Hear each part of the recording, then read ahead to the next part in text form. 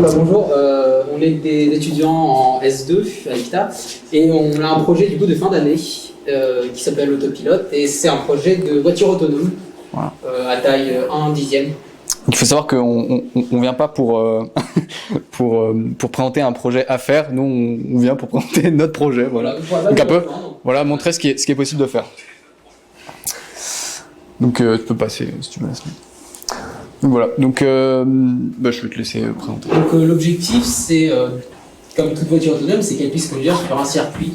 Donc c'est le projet en tout cas final, c'est de pouvoir réaliser un véhicule à partir de zéro. Alors on a déjà le véhicule parce que Maxime a déjà réalisé des courses en tout cas de voiture autonome. Mais nous on veut refaire toute la partie en fait développement de code et intelligence artificielle. Peut-être pas maintenant, c'est gentil.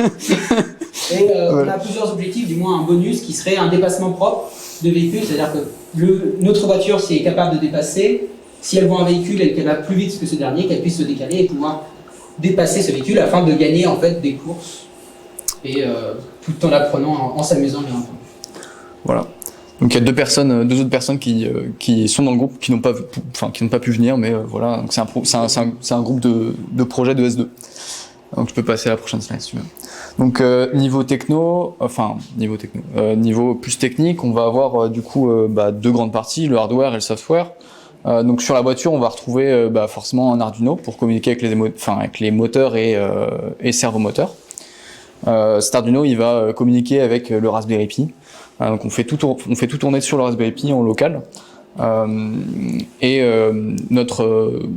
Notre capteur principal, ça va être tout simplement une caméra qui va prendre du coup en input la route. Et donc on fait tourner des réseaux de neurones dessus. Donc pour la partie software, on va retrouver du Python et du JS. Bon, le JS c'est pour la partie site qu'on doit réaliser pour le projet. Voilà, donc c'est un peu la partie indépendante qui est pas reliée techniquement. Voilà, c'est ça. Ce qu'on pourrait faire juste uniquement du Python et faire tourner sans interface notre code, mais on a préféré faire du JS aussi. Comme ça, on a un retour visuel sur la voiture. Donc voilà, ça c'était notre projet. Voilà. Donc normalement d'ici fin mai, on devrait avoir la voiture qui tourne. Et donc pourquoi pas ici faire un circuit et pour faire une démo. Voilà, faire des démos et puis ouais, si l'atelier veut faire des courses, mais on vous invite à nous battre parce que ouais, c'est assez fun comme projet et voilà. Merci. Si vous avez des questions, n'hésitez pas. Ouais. Pas de souci. Hop. Merci beaucoup. Merci. Et juste pour mais pas de souci. Pour compléter rapidement pourquoi le projet est présenté, c'est en fonction des personnes qui seront volontaires, soit il pourrait y avoir une petite aide technique sur le projet qui est en cours, soit le but c'est effectivement, comme le disait Maxime sur la fin, de faire une équipe à l'atelier et de se faire des compétitions. J'allais sortir un mot trop technique pour moi. Et de se challenger en fait pour essayer d'aller plus loin dans les techniques, que ce soit d'un point de vue algorithmique ou électronique qu'on peut mettre en place. On va demander à Martin de venir nous rejoindre. Donc j'aimerais présenter mon projet en faisant une petite introspection sur ce que sont sur ce qu'on est réellement, sur ce que les gens pensent de nous aussi, les stéréotypes que les gens peuvent avoir des élèves d'EPITA, à tort ou à raison. Donc parfois quand on pense à des étudiants d'une école d'ingénieurs en informatique, on pense un petit peu à des gens qui sont pas trop ouverts sur le reste du monde, qui sont un peu toujours sur leurs ordinateurs, qui ont finalement pas un domaine de compétences qui dépasse l'informatique. Et ça, quand on veut être ingénieur, c'est quand même assez préjudiciable.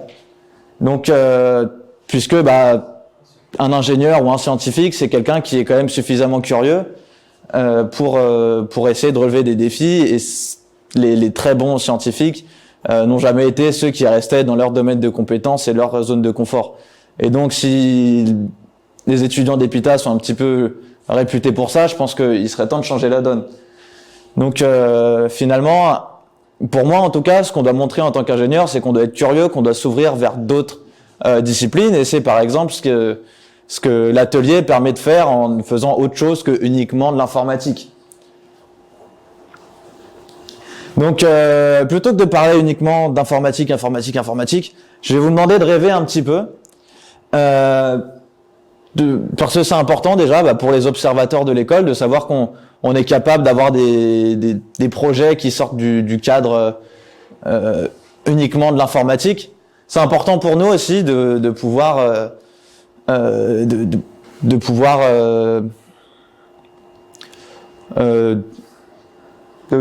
vivre d'autres expériences que ça et de pouvoir un petit peu diversifier son vécu.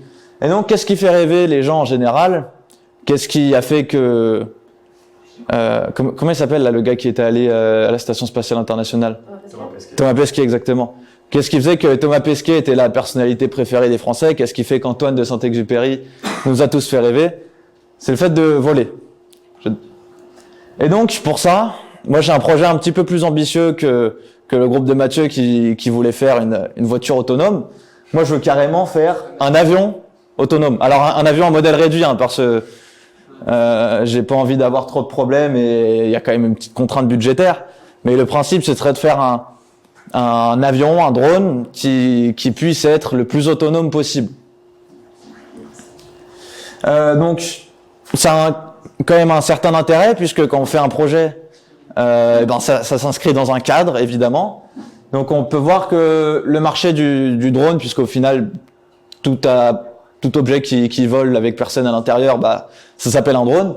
Il évolue de 20 à 30% environ depuis 2012 et par an.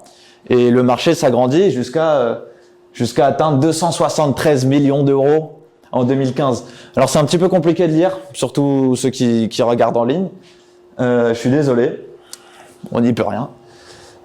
Donc on voit que un drone, ça a beaucoup d'applications dans la thermographie, l'inspection des sites, des visites, la surveillance.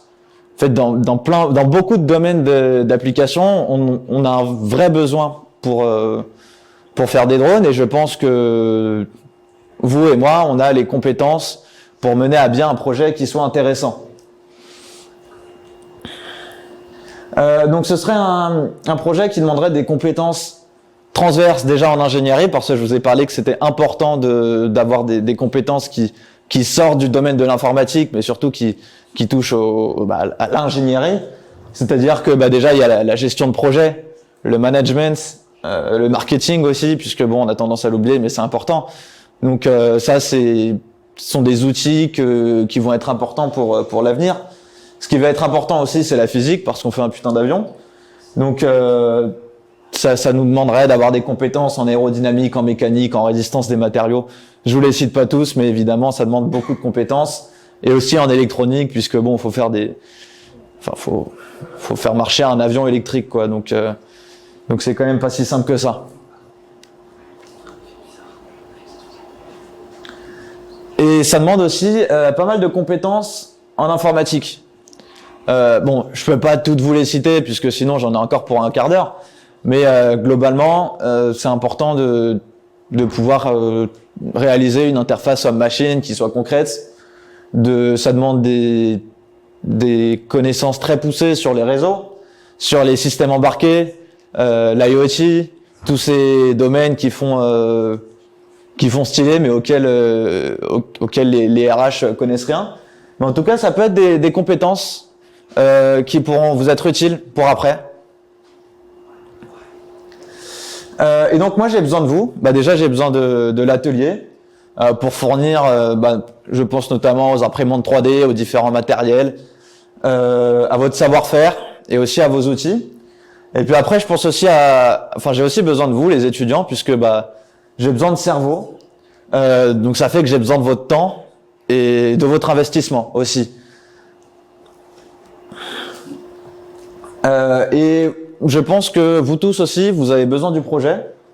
C'est-à-dire que l'atelier et aussi l'école, ils ont besoin d'un projet qui puisse montrer à l'extérieur du monde, pour montrer que non, finalement, on n'est peut-être pas des gens qui passons notre temps à faire des projets un petit peu sombres en C. Et puis vous, les étudiants, pour engranger de l'expérience, du savoir-faire, des compétences, pour pouvoir étoffer votre portfolio et arriver à un entretien d'embauche en disant ouais les gars, j'ai fait un avion autonome, c'est quand même classe. Et puis peut-être, pourquoi pas, pour espérer rendre le projet lucratif. Et dans ce cas-là, vos compétences seront indispensables, mais c'est pas du tout à l'ordre du jour. Donc pour conclure, je pense que j'ai un projet qui peut servir à tout le monde, qui peut servir aux étudiants déjà, en montrant les compétences qu'ils ont, en développant les compétences qu'ils ont, en faisant un projet qui fasse plus rêver que Spider ou que la piscine. Et puis il permettra de montrer, il aura une plus-value énorme, je pense, pour l'atelier et aussi pour l'école, pour EPITA, pour montrer que on est des étudiants ingénieurs qui sommes curieux, qui avons une vraie curiosité, des vraies compétences, des vrais savoir-faire et une vraie façon de réaliser des choses concrètes.